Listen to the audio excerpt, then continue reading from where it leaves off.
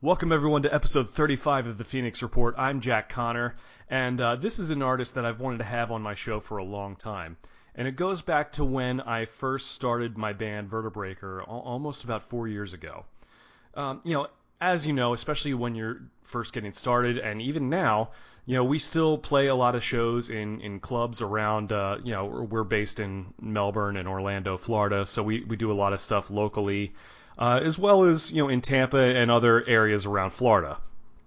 So, as you can tell, we run into a lot of different artists, a lot of different bands of all kinds of sounds. They don't necessarily sound or look exactly like we do, but that's part of the fun of it, I think. Just go and experience a lot of different things. And the artist I have on today is someone who really jumped out to us early on in our career, because she was doing something that we really haven't seen too much of, at least in the circuit we play.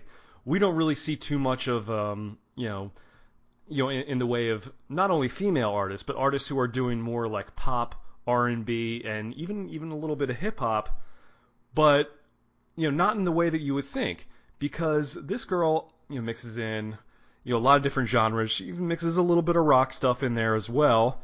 She's not singing to a track or anything. She has a full live band whenever we play with her, and from there I've managed to become pretty good friends with this girl, and along with her guitar player at the time, he's become a really good buddy of mine as well. So she had told me that she was having a new release party for her brand new EP, which is called Poppish Rockish, which really defines her sound to a T. Because there is rock, I should say there are elements of rock, there are elements of pop, there are elements of hip hop, there are elements of R&B, soul, a lot of different things in her repertoire, which I think is really, really cool. And I also thought was really brave of her to kind of take these sounds to a lot of these clubs which typically have like hard rock and heavy metal stuff.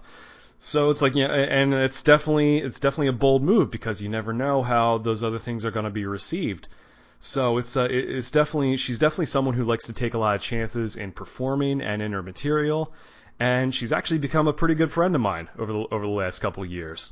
And now with the release of her new EP, this marks sort of the return to the stage for her, because she's taken some time off. She recently became a mother. She recently got married. She recently had a lot of stuff happen in her personal life, but she's back, and she's ready to kick ass. So I'm please welcome to the Phoenix Report a girl whose mom and dad knows her as Sade Aleem, but we know her as Chaddy Boom. Hello. How's it going? Oh. I'm well. How are you? I'm doing great. Like I said, your sound encapsulates a lot of different genres of music, and that was something that, for me and the guys, that really jumped out to us right away. We were like, wow, okay, this girl's doing some different stuff, but not in the way you'd expect. There's a really, I always thought there was a really unique, presentation and sound to what you do that I think casts a really wide net, and I that was something that always jumped out to us right away when we first saw you play. When I started this project, in the beginning, I've always wanted to do music for a long time, but when I first started saying, yeah, I'm going to do my music, I was doing R&B because my favorite people have been R&B people, but who've been able to switch it up from time to time. Michael Jackson, Janet Jackson, Aaliyah, very big, TLC, they've all done things, in the R&B, but they've been able to switch it up at times. They've always been my influences, and they all dance as well. That's true. I forgot to mention, you are a very good dancer. Obviously, you bring that element to it, which, I always laugh, being a guy in a rock band, our music, not very danceable, gotta say. Right. And you probably could to our stuff, but you'd look a little bit weird. So it makes a lot more sense with what you do, obviously. Yeah, it's okay though. You can dance to anything. It's how you do it, and that was my goal. I said, I want to do rockish music, but I want to dance to it because no one's dancing to it. That's what I want to do. Well, that's very true. One of my favorite guys, Steven Tyler from Aerosmith. Yeah. He said that, obviously their music, especially early on, was very blues based. Right. And stuff like that, where they like to have that groove, that also that rocks hard, but also has that element of groove to I it. love a good groove. And like you and I were talking about this, especially when we first started meeting each other. I was like, I mean, I'm a big rock guy, obviously, first and foremost, but like I also grew up loving Michael Jackson and Prince and stuff like that. So it's really cool to see someone who's kind of embracing those different sides, sort of the way they did. I appreciate that. Yeah. Yeah, I'm just always do what you feel, do what you love. Hmm. Uh, yeah, and I've listened to them. That's what they've said, Do what you feel, do what you love. Don't fall for what's out there. Definitely, definitely. Now, was like being a performer, was that something you always wanted to do, or was there like particular time in your life that or a particular age or moment that made you say, I want to do this? Ever since I was little, well, I had two choices. I used to want to be a doctor as well, like a surgeon. I Okay. used to watch like surgery shows when I was like 10 years old. Very weird. But ever since I was little, I remember since like 3 years old. That's the youngest I personally remember watching music videos all the time and trying to remember dance moves. And like when I Hmm. was 4, I like wrote a song. I didn't write it down physically on paper, but Right. I like had it a song that I made. I still Nice. remember it. It got some words that don't make sense, but yeah, that's when I started. So I've always had it. And when I used to have parties, I used to write songs and say, "Hey, listen to my songs," and nobody wanted to hear them. Well, I mean, when you're 4 years old, they don't have to make sense, Right, you know. exactly. So yeah, I've always done it. Yeah, 'cause I remember like writing when I was 7 and having my friends listen, and then when I was 13, I recently found one of the songs that I wrote when I was 13. It was in my archival Oh yeah. thing somewhere. Yes, I couldn't believe it. I remember how it goes too. I'm not using it, but Right, right. yes, but I mean, it's funny to look back on stuff like that because I mean, I'll go through like I still have like papers of like lyrics that I wrote when I was in high school and stuff like that, wow, and like when I was first yeah, starting doing wow. that, and it's like some of them you look back, you kind of cringe on a little bit, but it's also cool to look because it's like okay, well that's where I was, that's how I got to where I'm at now, and Exactly. that's I mean we all go through that, of course, Right. so that's cool. I mean, I know that I imagine it was probably in the house all the time because your dad is a musician as well. Yeah, like my dad and my granddad, they've been working together like producing music since 1983. That's on Wow. my dad's side, and my granddad is actually on my mother's side. He's actually my uh step grandfather. So in my Right. mother's side, I remember you telling me about that. At first, I thought it was like, okay, well, yeah. is he your uncle or? But you explained to Right. me that he was married to your grandmother. Right, right. He was with my grandmother. Gotcha. And on my mother's side, my grandmother and my aunt, they sang too. So Okay. I have music on both sides. And on my dad's side, my grandfather was a really, really well established pianist. Oh So wow. yeah, I have music on both sides. So it's gonna come eventually, inevitably. Well, I mean, I know that your dad and your granddad were, they've been kind of with you every step of the way as far as like producing and like writing the stuff and even Yes. performing live sometimes. And Yes, yes. They are helping me out greatly right now. very cool, very cool. And yeah, so obviously it's kind of cool to have that family support and have it sort of like be a family affair and have stuff like that and you know Yeah, it helps a lot. yeah. I mean, it worked pretty well for that guy Matthew Knowles, and he had that daughter. I don't Yeah, know. something. I don't know. I think Yeah, whatever that's happened to her? I don't know. children of dust. I don't Yeah, I know. don't know. But Yeah. but yeah. So I mean, it sounds like that was always a part of the equation, and and I look at stuff like and I remember we would talk about stuff like that, like how Michael would cross over in like the rock territory as far as like Beat It. Mm-hmm. And I just I love the whole story about how he got Eddie Van Halen to play the lead guitar to play the guitar solo on Beat It, and how it was like for no money and in one take, you know. Really? I Yeah. didn't know that story. Have you not heard that story yet? No. Well, I mean, according and as legend goes, Okay, yes. Don't this quote is as me. far as what I know. I guess Michael's people got in touch with the guys from Van Halen, and Eddie came in, and I don't know if he ever got like paid for the thing. I guess he came in while they were recording Beat It, and supposedly like listened to the track a few times, and knocked out that iconic solo in one take. Wow. And supposedly, and this is what I heard just recently, like, you know how when you listen to Beat It, you can hear almost like what it sounds like a knocking, like someone's knocking on the door? Apparently, and this is as the story goes, someone was knocking on the door as they recorded it, and then they like opened it and then closed it like really quickly. Wow, I have to go listen to Beat It now. Wow. Yeah, that, as I understand, that's what the story is. Probably the truth. So now my dog is going nuts because I just knocked on the thing. Oh, who's that? No, she's okay. Okay.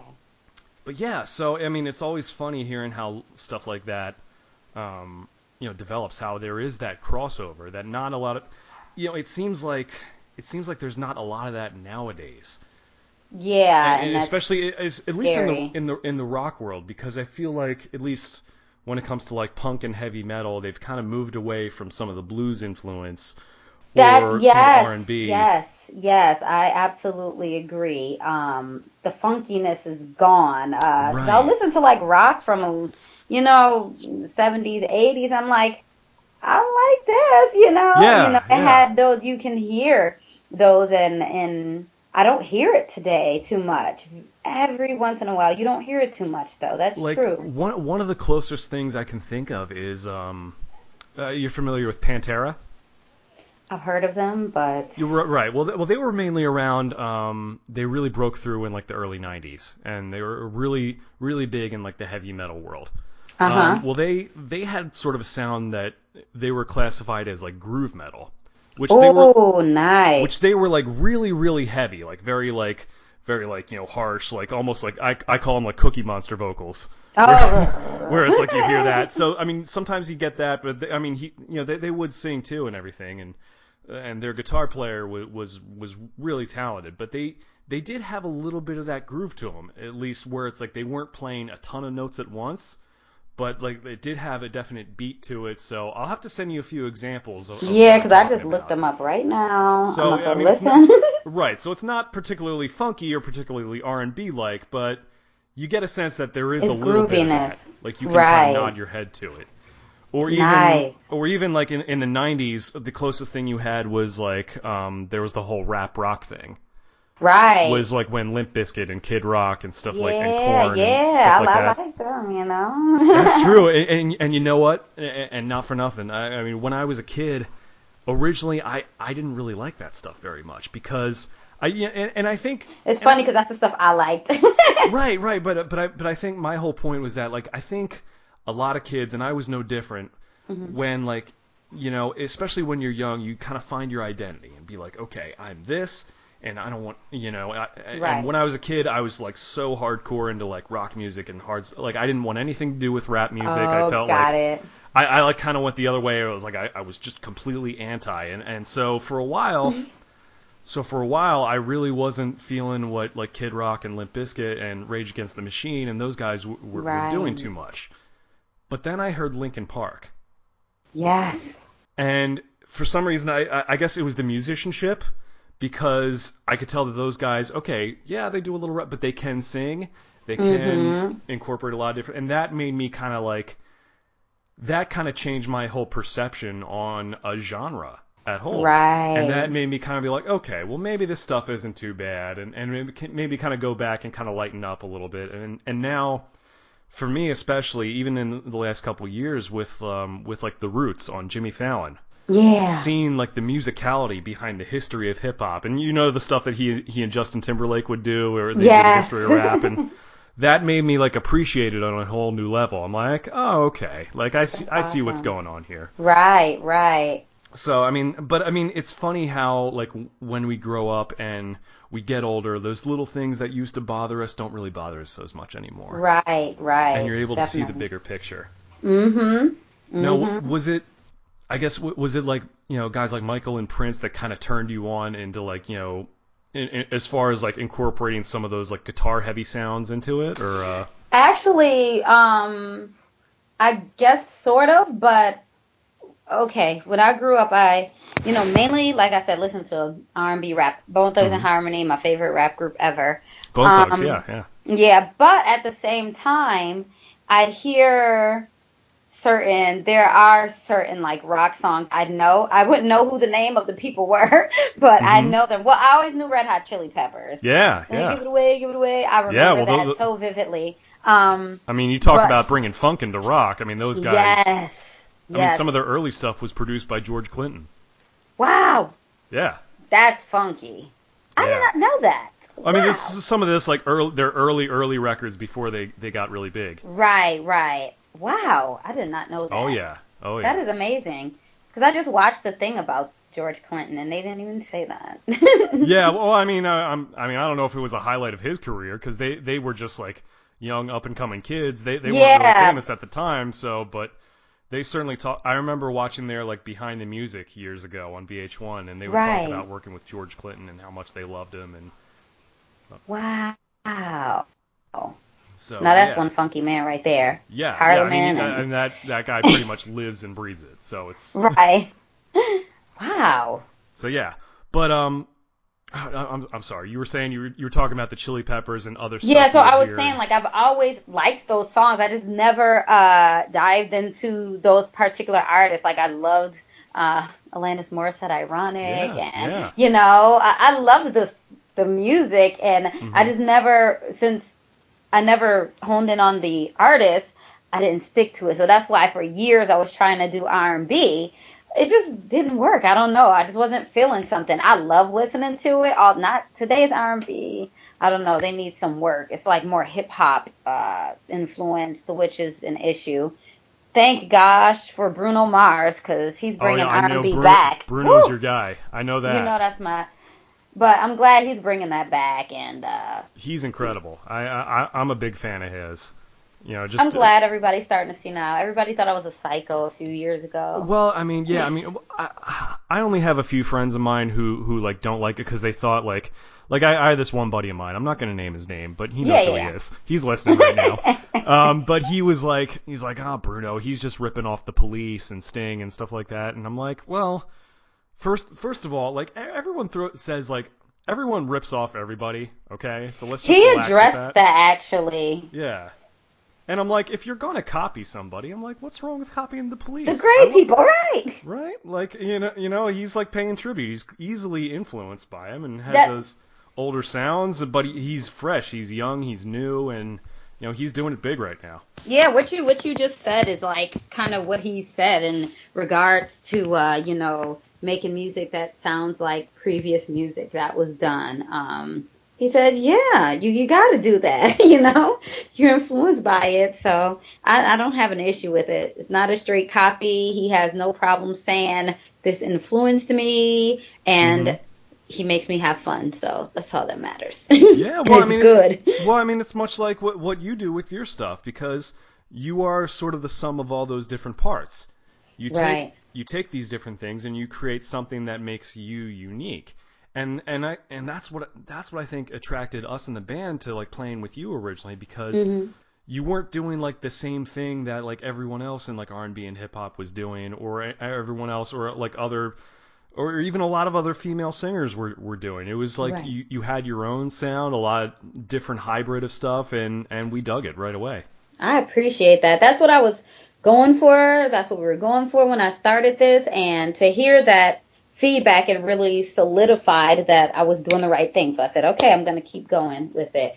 You know, there are people who like know you personally and try to influence you to do, you know, other stuff. Yeah, you should really do R&B, you know, I'm okay. You know, it's not what I want to do. I'm going to do what I want, you know, because feeling is important. You know? No, I remember seeing you and your band play for the first time.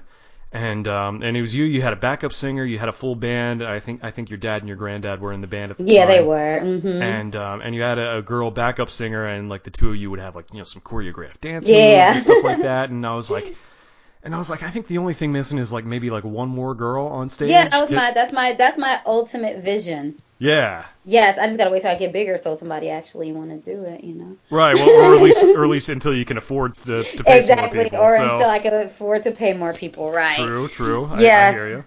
That's all I can handle then. Yeah, but no, you see the vision. That's exactly what I want. Two backup singer dancers. Definitely, So, and because I think that adds to the presentation. yes, And I've always said that people tend to listen with their eyes. yes, In that, yeah, you like to hear some good music, but you also like to, you also like to put on a show. There's that exactly. visual element, and I don't think Yes, there's anything wrong with that. you I don't should think do that, it. yeah, exactly, and I don't think that means that like you're somehow covering up for something that isn't there. The music That's is there. that's what's interesting. I was working I was helping out an artist, and she was a dancer, and Hmm. she was trying not to dance so much in her performances. I said, "You need to dance some more." She's like, "But I don't want to take away from that." I said, "You're doing your music. You're dancing to your song, so that's not being taken away." Look at Janet and Michael. Beyonce is freaking Right? explosive right now. They're not holding back on dancing so people can, pay attention to. No. If anything, that dancing will pull them into the music. Exactly, That was exactly. my advice to her. My Yeah. advice to everybody: do not cut off what you're good at. Don't do it. Well, You I mean, have to shine. yeah, and to your point about like dancing specifically, which is something that I admittedly don't know anything about, but It but I mean, in a way, that's almost like learning an instrument because it takes a is. lot of practice and dedication, It and is. you can learn other steps, of course, but you can also make some of your own, expressing yourself artistically. Like there is something to that. I That think is, yep. there's a lot. I mean, a lot of parallels between dancers and musicians that way. Definitely, definitely, definitely, 100%, And of course, the artists you mentioned, obviously, the visual element is there. That's a big part of their stuff. And Yes. I think even Prince, who could play every instrument under the Instrument. sun, he could. I'm pretty sure I heard something like during Purple Rain that I think like he studied with like ballet or something like that. I don't know if that's. Really? I don't know if there's any truth to that. I I know read that. Tupac did ballet, but I What? don't. Really? Yeah, in high school he went to performing arts with Jada Really? Pinkett. Yeah, he did ballet. He and Jada Pinkett went to high school together? Yeah, I'm pretty sure. Wow, I Yeah. didn't know that. Yeah, because they knew each other. Yeah, they went to high school together, Oh performing wow. arts. Well, look at that. Yeah. That's pretty cool. Yeah. And yeah, so I mean, it's funny how all that comes together and how that becomes part of the package. And like I mentioned earlier in the intro, like I love the fact that you play with a live band. You're not like playing to tracks or anything like that. Whew. Yeah, I did that at first before I got a live band. Right, and look, not that there's anything wrong with that. No, Obviously, I that's what prefer, you you do. need some live music though. You I need agree. it. There's nothing like having live musicians there. It's definitely no substitute. And obviously from that, I ended up getting to know your dad pretty well as far as like what he's doing, as far as like the production end of things. Mhm. And even your guitar player at the time, Will, is Yeah. he's like one of my best friends now. Yeah, that's awesome. Like he and I ended up just Love like Will. bonding over talking about like Genesis and like 70s prog rock and stuff like that. And I was Nice. like, it's like, wait a minute, bro, how did you get involved with this band? And that was a whole story. Yeah. Oh, that was an interesting story too. Yeah, I know. That's really cool. His wife kind of like almost recruited him for your Yeah, band, but the thing Stacy. is, like, I'm so glad she said that because I was looking for a new guitar player at the time anyway. So it's perfect. So I was telling her, yeah, this is this guitar player's last show, yeah. And I was asking Will, like, he said he's just solo, Hmm. Then Stacy's like, well, he plays. I'm like, yeah, and he was awesome. He learned everything so quickly. Like, Oh yeah. he literally only had 2 rehearsals with us before we had a full show. Oh really? Yeah. He's awesome. Yeah. I definitely want to have him here on the show one of these days. You 'Cause, have to. he's a buddy of mine, and he's just a great dude. But yeah, I mean, he definitely complimented everything pretty Yeah. well as far as And a your good live band. performer too. Exactly. That's Yeah, yeah. he was actually he's actually still in your most recent music video for Yes, Kiss. exactly. Just released. Yep, Friday. Mhm. Yeah, so That's him. we had talked a lot about a lot about, I mean, at least before this, I mean, you and I had talked a lot about how it was with shooting that video and everything you went with to try and all the things you had to go through to try and get that out. Oh Uh, yeah. I think have you already released it, or are you getting ready to release I it? just or- released it. What's today? Sunday. 2 days ago, Friday. I released that. It's part of my dual single. So it's Lips, parentheses Kiss / Cry. So I release both. One is more popish and one is more rockish. So Right, I right. released two music videos. Okay, okay. Oh, so they're like back to back. They're not like combined into one thing. No, Apologize, I have not seen it yet, but I'm it's going to. okay. It's all right. My I, website, chaddyboom.com, CHADDYBOOM.com. Everything's there. That's right, that's right. And I remember seeing a little bit of the early version of Lips, and seeing Will in that, and you had a few guest performers in there. You had a female Remedy rapper the in franchise. Yep. there. Gotcha. Not to be confused with your earlier song Remedy, of course. Oh right. Oh man, when we go, Remedy. That's funny because in doing this EP I actually recorded a full album, but I only released half of it as an EP. Oh, wow. And Remedy is actually the music is new and improved now. I went back into the studio and redid everything with a live drummer. So you re-recorded that song? Yeah, I re-recorded it. Yes. That was the first song of yours that I heard, and The first video, yes. Yeah, and I remember loving the video because it was almost like, you had a few costume changes in there. It was almost like it's like Tina Turner meets Nicki Minaj. Yeah, it was a hectic day. and it was like their illegitimate love child of all those right. worlds. It was great, but it was cool. Thank you. And Along for the Ride, I know you still have a video for that, laying around as well. Yeah, and that is new and improved, and that's on the EP, on the very newly cool, released very EP. cool. You could probably get a lot of Poppish different sounds in that, and sometimes it's good to go back and just kind of improve upon things. And No, it is because the musicians that I ended up linking up with, and and we went.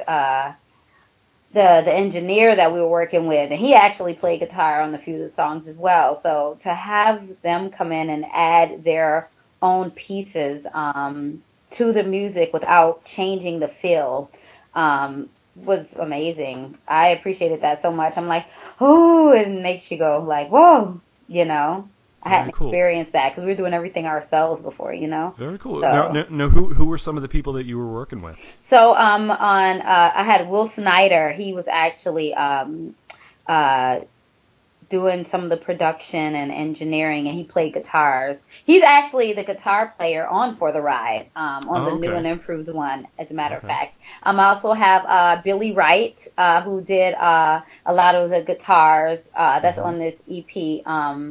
Billy Wright did a lot of the guitar playing on here, and then I have Ramon Small, who did all of the drums on the whole album. Cool. Were these guys you had known before, or? I actually met Billy Wright through Instagram. I did a show, and through one of my friends, Licia Way, and Billy Wright, he left a message on it, and he was like, "That's awesome," and I said, "Thank you," and like, "Hey," and then I ended up seeing him play live. He has his own band. Ramon Small is actually his drummer as well, and I first saw them, and I'm like, they were good, I was really entertained, and they're really good guys, very professional. Billy's really humble, they're professional, humble, and they like to get the job done, so I appreciated that. And I met Will when he was working at a studio, and so I went there. I needed a song actually Cry, the part 2 of my dual single. It was a while back, last year. I actually shot the video originally. I was pregnant when I shot it. Yeah. But I ended up redoing the music, so I had to reshoot the video again. Mm-hmm. So the one you see now is not me pregnant. Gotcha. Yeah. So it ended up being like a 7-month process? Sure. 8-month process from starting over, getting it done. And in that process, we recorded 12 songs. I also had James Sims record on there, but he's going to be what he played on is on the second half. That's not released here on Poppish Rockish. Oh, okay. Were you recording this while you were pregnant? No. Some of the vocals originally. When I was pregnant, I started having Billy Wright come to my personal studio and record. Okay. So I would record him while I was pregnant. But then once we got with Will Snyder, we were like, let's record all the stuff over in his, where he was working, Wow. better equipment and everything. So we redid the ones that Billy had even done again. So, yeah, it was a process, but had to get right. Yeah, I mean, I can imagine. I couldn't. I couldn't imagine like recording vocals while you're with child. I mean, that would be something else. But, it made me really like. I ended up having to re-record a few because it was weird. I got like really like hot and exhausted really quickly. Yeah, I'm sure. It makes sense. Yeah. I mean, I'm dealing with that right now. My wife is 6 months pregnant. Right. So it's 6 months. Oh. So that's May. When is the due date again? June. June. Actually. Oh yeah, June what? Yes. June 15th. 15th. Yeah. Okay. I have a friend's birthday that day. That's the day before Tupac's birthday. There you go. I'm crazy with birthdays. That's my next big release, by the way. Yeah. June 15th. It's weird. I just thought of this now, and I thought I heard something about and I'm kind of going off on a tangent here, but bear with me. Okay. The Rolling Stones song "Give Me Shelter"? I think so. Oh, children, it's just a shot away. Yeah. Well, there's this one part where it's like they have this backup singer, this lady who has that real high. It's like, why murder? It's just a shot away. It's just the female singer. I think she was. I remember hearing something on the radio. Someone was talking about how she was pregnant at the time. Really? Of recording that like crazy high soulful vocal that she put out. I don't remember what her name is. I don't even think she's alive anymore. But this was like back in the 70s. Right. But it's just like that's crazy to think about. Wow. Like how strong do your lungs have to be to have them squished at the same time? To be carrying a kid and belting that out. That's insane. So. Did you see an award show? I forgot which award show it was some years ago when Alicia Keys, when she was pregnant with her child, she was like all over everything. She like did a couple of performances. She like crawling on pianos and stuff and with this big belly. I mean, Alicia Keys is so talented. She probably pointed the mic to her stomach and had the kid sing back up. Right. You're like, here, you take it. Like and you had Beyonce recently with her twins. On the Grammy. Right, yeah, that's right. She's probably still doing stuff right now, or I don't even know. It's possible. She's a workaholic, so. I saw a really funny SNL sketch where it was like Kenan Thompson and Tracy Morgan as her twins. Really? It was hilarious. Wow. Yeah, it was. I gotta go find it. Yeah, no, it was hysterical. But where were we? I don't even know. But we were talking about the guys working on your record. Yes. This is what happens sometimes with this show. We get off track sometimes, and it's okay. But yeah, so you were talking about the guys who were playing on your record. Are any of them going to be in your live band going forward? Yes. I know Ramon Small, he's my drummer. Oh, so, okay. Yeah, we've been rehearsing. Billy Wright's playing lead guitar for me in this EP release show. And then hopefully whichever ones he can play in the future. He's so crazy busy, I can't even begin to explain. So sure. I appreciate the time he can set aside to help me out and be a part of it. Yeah. Crazy busy guy. Yeah, and even James Sims, he's my other guitar player. He actually played, like I said, on the second half of my album that I'm not. Yeah, he played on there. So and James Sims was actually, I think, my first guitarist when I first started my band. He was my first guitar player, and then he ended up venturing out. He has his own band, Captains of April, and now he's also doing his own solo a solo project called Sims Velour. So, and he's awesome. I'm like, can you help me out? Like, his band couldn't do the show with me, and I was like, hey, if you know any guitar players, you can always, Well, that's cool. I mean, it's one of those things. I'm sure as a solo artist, you deal with a lot of different musicians who have their own stuff going on. Yeah, I have to. Yeah, and I think that's a good. I think that's a good quality to have in terms of finding balance. and letting Yeah. people do what they want to do and Yeah. still maintaining those relationships, even if Yeah. they go off and do other stuff, like or like Will Purdy, for example. Like, he Right. has his solo stuff, and That's what I'm he's saying. doing He was solo. yeah, and I'm sure you could probably give Will a call tomorrow, and he'd be happy to help you out. Exactly. So I mean, it's good to have. You never want to burn bridges when it comes to stuff like that. No, absolutely not. That's a very important quality to have, and especially as a solo artist, you understand that need to be flexible and that need to do other stuff and to express yourself, and that's a good thing to have. I think when it comes to, I mean, me being a guy with a band, it's usually like the five of us.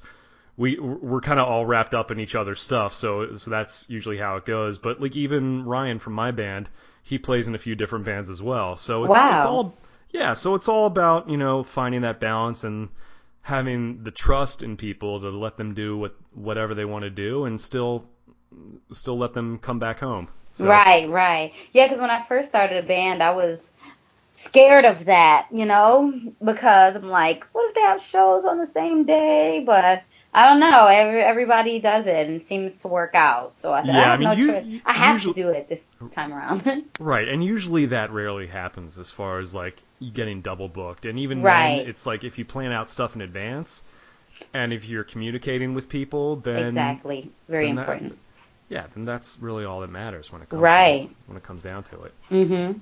And so I mean that's that's got to be the struggle with as far as like keeping people around, but at least you have that core team of like obviously your dad is working with you, he's not going anywhere. Right. My And, granddad, until I could find some good replacements.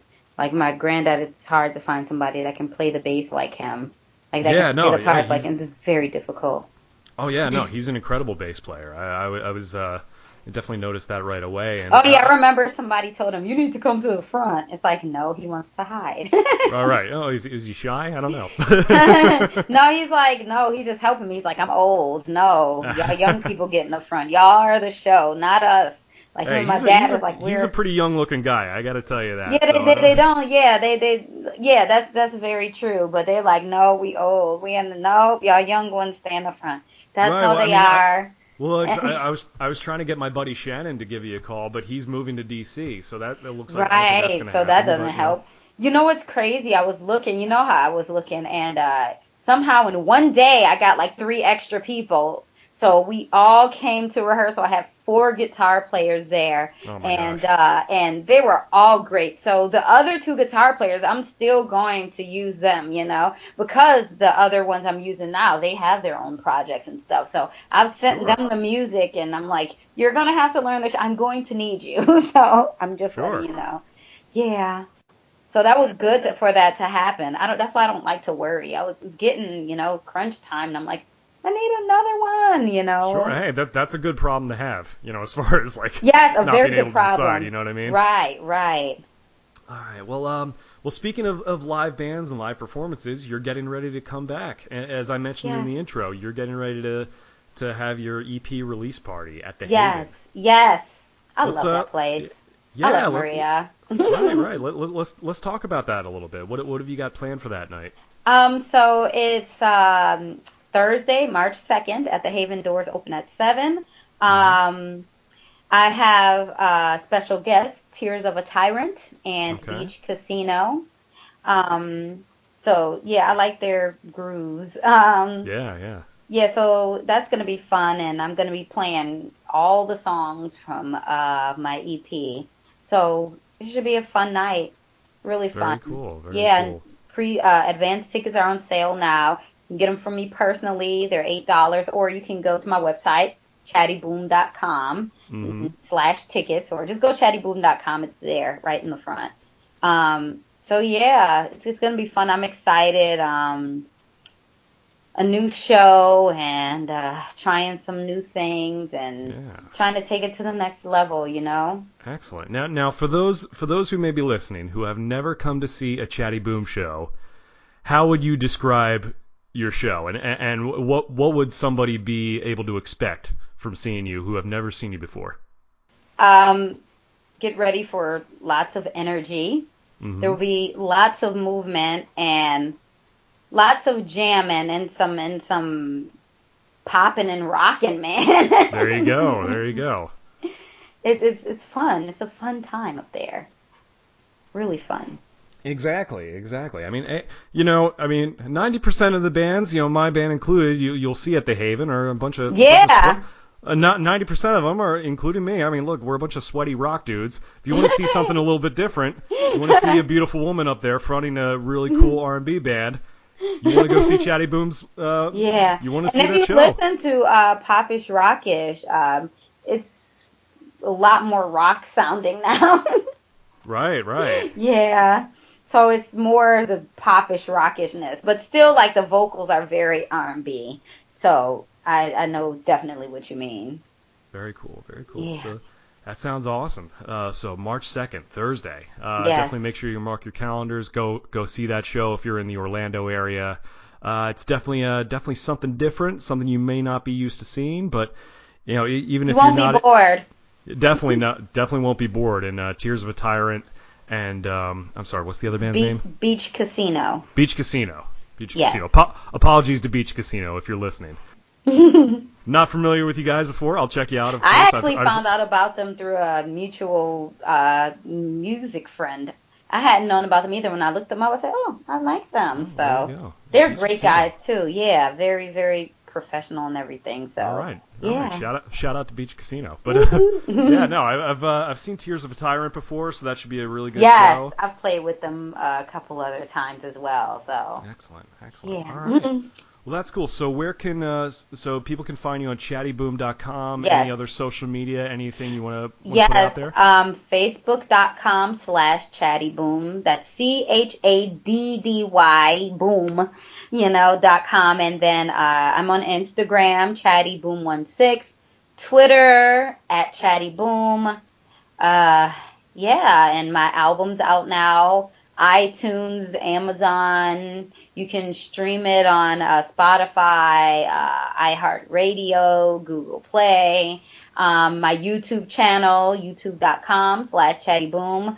My music videos are there. They're on the website as well. So if you go to the website, you'll see all my music videos and my little commercial I put together for the show coming up.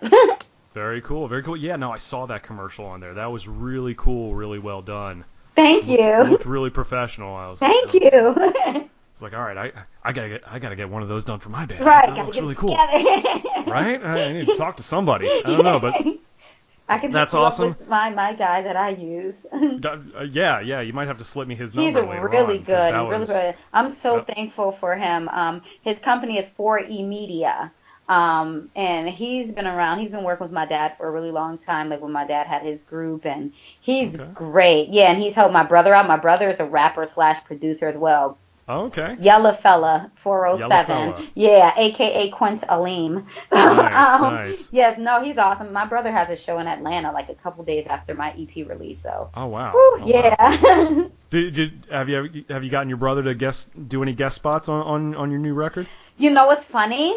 Lips, I wanted him to do the rap part originally, but he was playing around. So I just went to ask Remedy, and she laid it down like that. He was playing around. He wasn't taking it seriously. No, well, he didn't. I guess he hadn't gotten inspired yet. He was taking too long to do it, so I gave up. I said, I'm done. I'm asking. He's like, I all love right, you. He's like, I love whatever, you, sis. man. You want me to do the thing for you? Yeah, he's like, whatever, sure, okay.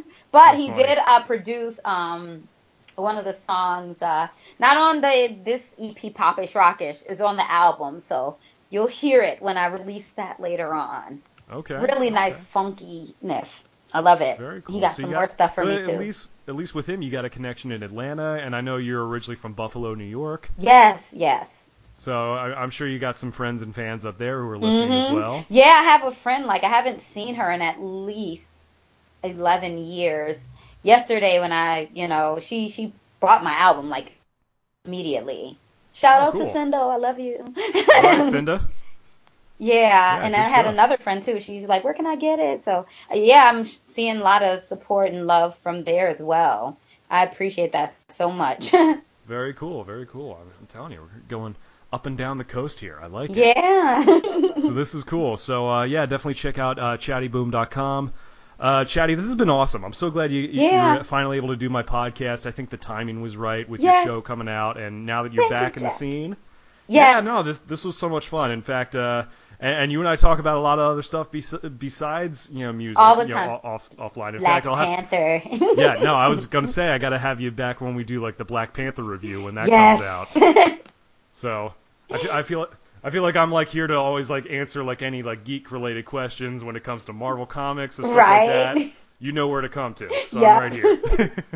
It's great. Well, anyways, Chaddy, thank you so much for being on the show. Thank you, Jack. Thanks once again to Chaddy Boom for just being a great guest, man. She's such a cool chick, really good friend of mine, very talented artist. Definitely go ahead and check out her show Thursday, March 2nd at the Haven. It's going to be great. Pick up her new EP, Poppish Rockish. Definitely, you're going to love it. And as far as upcoming events with Vertebreaker, our next show will be Saturday, February 25th, which is the day after I am posting this, so it may have already come and gone. But February 25th, we will be at the Shovelhead Lounge in Longwood, which as part of Alicorn Live Events. We will be there along with Auditory Armory, Relic, and Cold Clock Knockout. And then our next show after that will be on Friday, March 31st at the Haven in Winter Park, which is just outside of Orlando. We will be there along with Micro Championship Wrestling. We are the one of the musical guests for that. And yes, Micro Championship Wrestling, as you probably expect, is I don't know if this is the politically correct term, but it is midget wrestling. It is pro wrestling as done by I guess I don't even know if that's the PC term for it, but yes, it will be midgets wrestling. And we will be one of the musical guests there along with Arakara, Kill the Sound, and Armada. It's definitely going to be a first for us, first time we've ever played any kind of wrestling event. That'll be the weekend of WrestleMania 33, so it's definitely going to be a really exciting weekend in Orlando.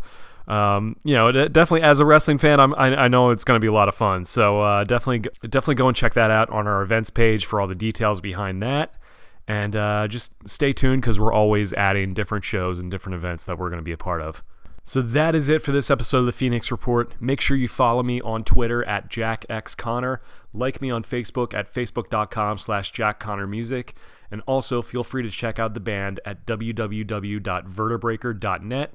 And as always, if you have any questions, comments, or suggestions, make sure you email me at jackconnorpodcast@gmail.com or tweet me with the hashtag Phoenix Report. If you're listening to this on YouTube or iTunes, make sure you subscribe, leave a comment, and go back and listen to all the other episodes. Thank you very much for tuning in. This has been the Phoenix Report. I'm Jack Connor. I'll see you next time. Bye.